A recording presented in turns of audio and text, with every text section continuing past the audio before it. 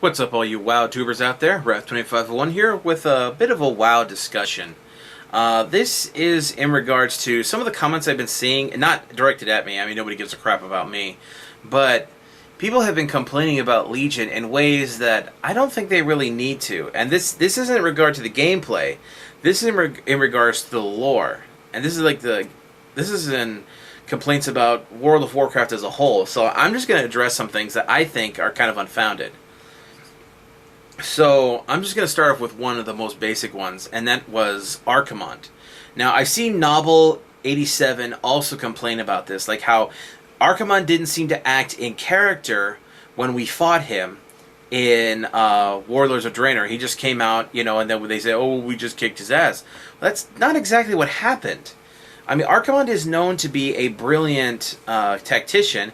They say, well, he didn't act like he normally does. Actually, he acted exactly like he normally does. And I actually praise Blizzard for...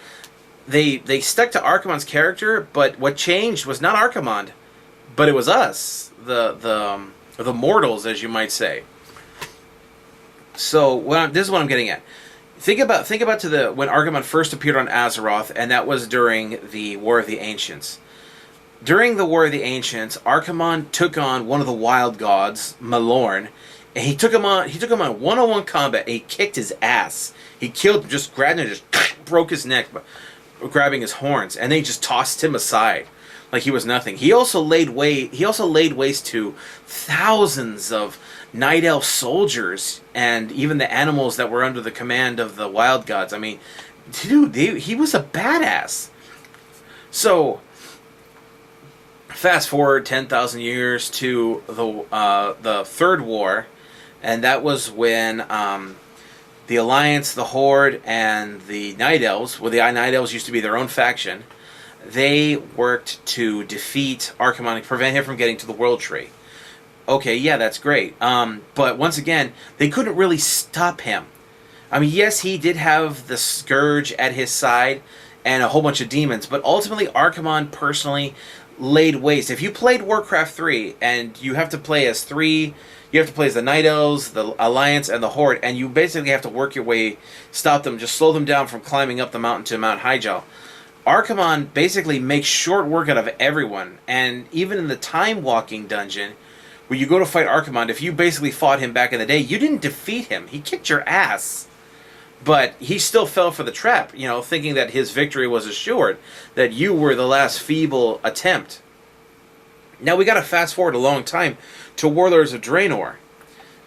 Basically, you know, as the mortals are considered, the champions, you know, the players, you know, we are like way, way stronger than like anything that Azeroth has ever seen, really, as far as a mortal is concerned.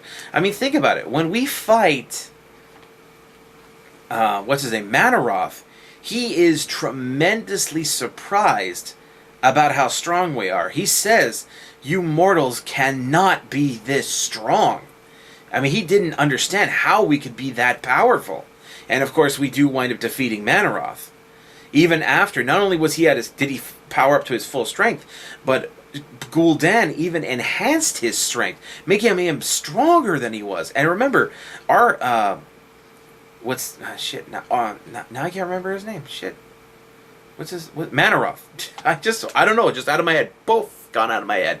Manaroth was known to be super powerful. I mean, he personally laid waste to armies. Sometimes even his own armies because he was so bloodthirsty. But we still managed to beat him even when he was above his normal strength. Now, when Archimonde appears on... in the Hellfire Citadel raid, he doesn't try to fight us, you know, just him versus all of us. In fact, though, he wouldn't even see us as a threat. He's never fought anything like us.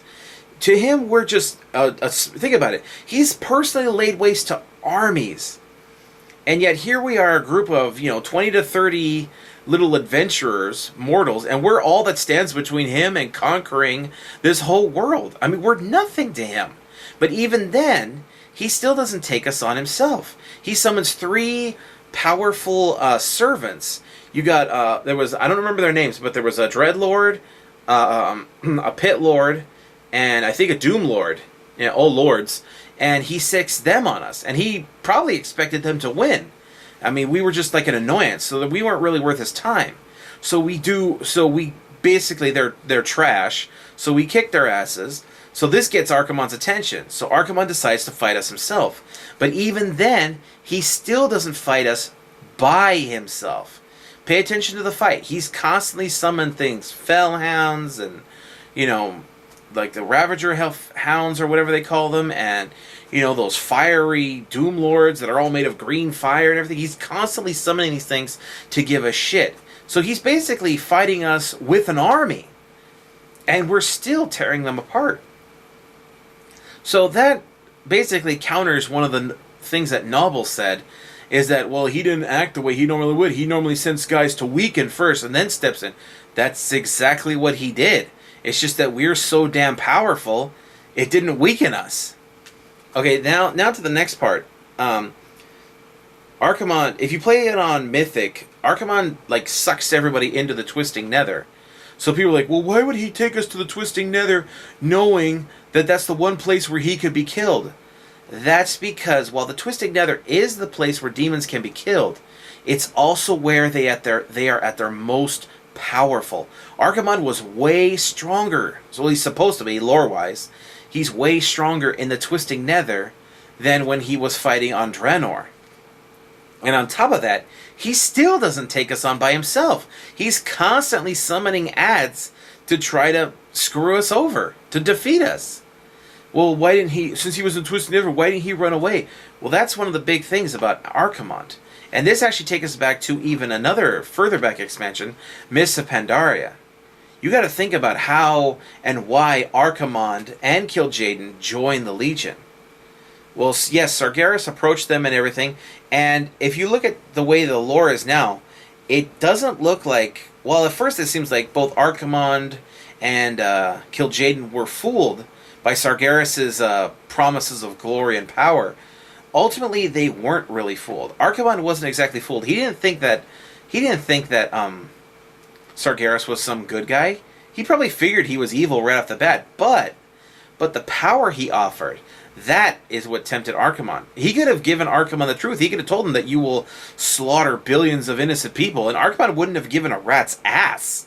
He would have still joined the Legion because he offered power. Archimonde craved power. Now, Kil'jaeden, it even says he didn't. He basically gave in right away, but I don't think he was fooled either, because in the final sequence, when after you defeat him, he says that he never believed that Sargeras could be beaten. Kil'jaeden joined the Legion out of despair and doubt. That's why he joined the Legion. He gave in to despair, thinking that there was no way that Sargeras could be beaten. So, like I said, this goes back to Mists of Pandaria. Think about it. Doubt, despair, Archimonde's not only his greed for power, but also his pride. That is why Archimonde didn't retreat or run away. Pride held him in place. That's why we've been able to beat the Legion, why Sargeras really can't win against us. It's because, just like we said, I believe that Sargeras is being influenced by the Void Lords, because we've seen too much evidence of the Legion tampering with void powers. And this was supposed to be something that Sargeras was attempting to prevent. Something that terrified him when he saw a Titan world infected by the old gods and their void creatures. So, I do believe that Sargeras and the Legion are being influenced by the Void Lords. They're manipulating them. And this is one of the things that actually weakens the Legion. They are burdened by the same things that we overcame as, well, supposedly as the people. It's what we overcame in Pandaria, Mists of Pandaria. We overcame the 7 burdens: doubt, despair, fear, violence, anger, hatred, and worst of all, pride, which is worse than all of the other 6 combined. So, since we overcame these things, and these things haven't been overcome by Legion. Hell, even Sargeras himself, the reason why he formed the Legion is because he gave in to despair and fear. He feared the Void Lords. He feared what they did. He didn't try to make a stand and fight them like, with the mortals. No, he decided to wipe everything out. He gave in to his burdens. And these are burdens that, while they're shackling Sargeras and many of the Legion, they don't shackle us anymore because we overcame them. And I don't think anybody really understands what a big deal Miss Pandaria was. And I'm not talking about Garrosh and his sudden transformation into Adolf Hitler. I'm talking about the Shah themselves. Because our characters and all the main characters and even the player characters, the heroes, we grew as a people. We became stronger. After that, we were way, way more powerful. Hell, even Grom Hellscream couldn't believe how powerful we were, how we basically smashed through his seemingly invincible Iron Horde. He even says their resolve is unbreakable. That no matter what you summon, they'll still come and fight because we had conquered our fears. Fear will not bind us anymore. None of our burdens bind us anymore because we even overcame the one Shah that even Emperor Shao Hao could not overcome, and that was the Shah of Pride. So that's what I think about all that. I don't think Archimonde was acting out of character, and I don't think it's sudden that the Legion is suddenly weak. I think it's that the heroes of Azeroth are suddenly strong. They have gotten way more powerful lately. And I'm not just talking about the artifact weapons. It's because what we've managed to overcome, lore-wise, that's what the characters have managed to overcome. That's what I think is important. Not just some artifact weapons, but even Kil'jaeden. Remember, we fought Kil'jaeden when he was basically sticking halfway out of a toilet. And if you play that game, if you played it back in the day, he kicks your ass. You can't beat Kil'jaeden. Only when that girl sacrifices herself and turns back into the Sunwell, she basically flushes him down the toilet. Though this time we fight Kil'jaeden, not only do we fight him, but we fight him in the Twisting Nether, where he's at his most powerful. And we still managed to beat him. And at that moment, that's when Kil'jaeden just totally gives into despair and just, he just gives up and boom, explodes all over the place. So I don't think Blizzard's been getting bad lore in these kinds of little things. You got to really pay attention to the subtleties. Too many people discounted Mists of Pandaria, thinking, oh, it's just a kid's game. The pandas are stupid. The Pandaren are badasses, for one thing. Considering they toppled an empire using their fists, And if you've ever read the book, Shadows of the Horde, Terran Zu really demonstrates how badass the Pandaren monks can be. When he puts his fist right through a Mogu. Just puts his fist, just boom! His fist just comes out the other end. That was just awesome. Just to read that. I definitely recommend that book, by the way. Shadows of the Horde or something like that. But that was cool. That was a cool book. But I do really like most of what Blizzard is doing with the lore. I don't like the introduction of the Void Lords themselves as a whole. I much preferred it when it was the old gods that were the big threat. Because even though we defeated them, they weren't gone. They were still under the surface and bubbling under it. That's basically the only real thing that really pisses me off. I also am kind of ticked off that Blizzard has decided to erase Medan from the main continuity of the story because they basically just didn't like him. We wanted Medan. We were wondering what the hell was going to be going on with him and stuff. Why does Khadgar have Atish when Medan was supposed to have Atish? I do think Blizzard does screw up. They have had some loose ends. For example, Wrathion during Mists of Pandaria kept going on and on and on about how dangerous the Legion was, how bad it was that they were coming back. And yet, the Legion is here, and originally, Blizzard said they were going to do something with Wrathion, because if you played the PTR, during the Tauren campaign, what's his name? I forget the name of that old Tauren, High Mountain Tauren shaman guy, and I think he's called Ebonhorn or something like that. He originally was supposed to be revealed to be Wrathion, but they changed it, so he's actually another free black dragon. And he even says, once you beat the the High Mountain Dungeon, he says, I have other family matters to attend to. In other words, he's going to go speak to Wrathion. Because remember, he's old. He's like over 10,000 years old. I mean, he was during the time after the Sundering with Deathwing and everything. So, but Wrathion hasn't been in this expansion, like, at all. He appears during the deaths of Chromie, but we don't even know when that supposedly is, and we still never even found out who was trying to kill Chromie. So, I mean, Wrathion was such a pivotal figure, and they just got rid of him. I mean, that's like a loose end. That's a loose end with the story. I mean, I'm not saying Blizzard's perfect, and they have a lot of loose ends. I mean, they just kind of threw out Madan. They nerfed the old gods to make them weak as hell. Like Sargeras could destroy them all, even though before it was so cool to think about them. These were beings that were supposed to be so scary that if they were ever released in their full power, that Sargeras himself would plead for death before them. So I'm not saying Blizzard's perfect, but I just don't think that some things are as bad as people say. I mean, I kind of like the lore where it's going, and I do like this thing about how they're saying that darkness does not mean evil, just as light does not mean good. I mean, we saw the thing with Zira when she tried to pull some shit with Illidan, and so he had to kill her. That shows you how powerful he is. I mean, think about it. A regular Naru just basically nuked an entire horde fleet, an armada, by itself, just charging attack and just boom and nuked it. And here's the Prime Naru, supposedly one of the strongest, probably one of the strongest and oldest, most powerful Naru. And Illidan just basically 1v1 and one-shots that bitch. I mean, damn.